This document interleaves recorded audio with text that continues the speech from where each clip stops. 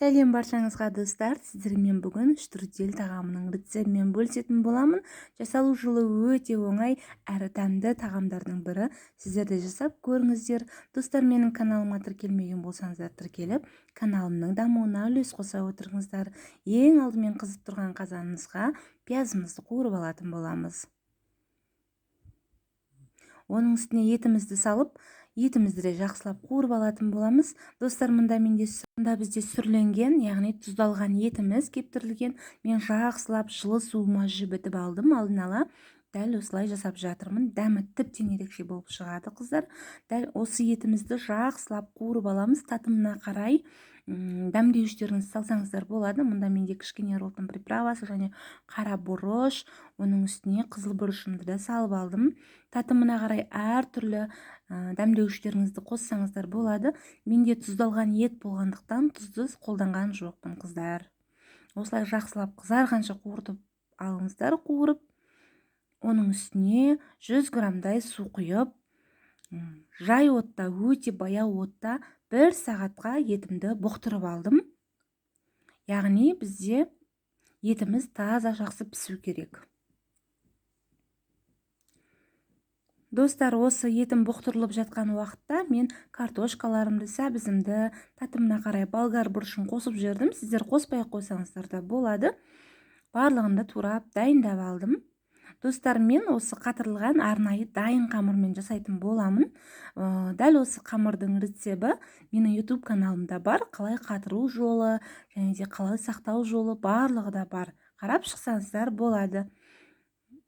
Асығыс кезде жасай салғанға қатырылған қамырларыңыз, бешбармаққа, нан салмаға, манты, пельменге өте жақсы, қыздар. Сіздерге де қамырды дәл солай сақтауға кеңес беремін. Мінекей, болгар бұрышын, сәбізімді, картошкамды барлығын турап алдым. Чесногымды теркамыздың көмегімен өткізіп алдым. Енді кезекте қамырымыздың арасына салуға осындай көк пияз бен укропты қолдандым. Дәл осылай майдалап турап аласыздар мұны да. Мінекей, барлығы дайын менде. Міне, қыздар, 1 сағат тұрып етім былбырап өте әдемі болып пісті. Оның үстіне картошкамызды және сәбізіміз бен болгар бұрышын салып жүреміз. Барлығын жақсылап араластырып, үстіне тағы да 100 граммдай су құйып, 10 минутқа бұқтырып аламыз.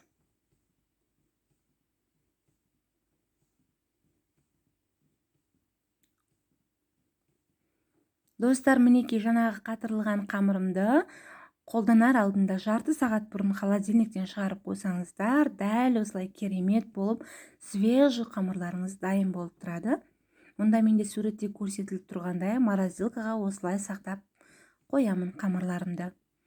Мінекей, енді кезекте пленкасынан ашып қамырларымызды арасына сұйық жағып, жақсылап барлық жеріне тегізіп жағып шығатын боламыз.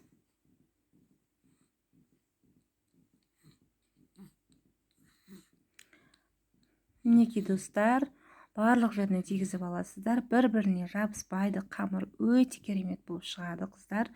Мен барлық тағамдарыма алдын ала осылай бір күнімді қамырды жайып сақтауға арнаймын.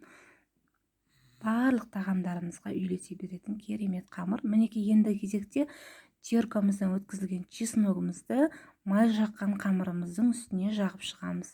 Оның үстіне көк пияздарымыз бен укропымызды сеуіп, жақсылап барлық жеріне сеуіп шығасыздар.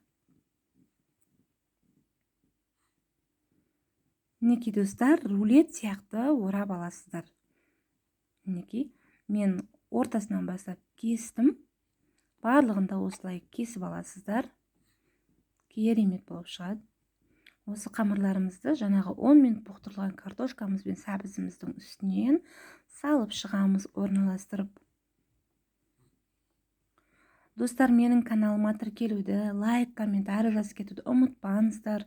Алдағы уақытта сіздермен керемет дәмді рецепттермен бөлісіп отыратын боламын.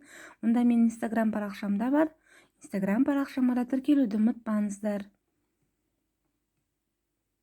Қазақша контенттің дамуына өз үлестеріңізді қоса отырыңыздар. Мінекей, достар, енді кезекте астын орташа отта жарты сағатта қамырымды пісіріп алдым. Достар, мінекей менің тағам дайын. Дәмі өте ерекше болып шығады. Сіздерге де жасауға кеңес беремін. Отбасыларыңызды қуантыңыздар. Өте дәмді болып шығады. Сау болыңыздар.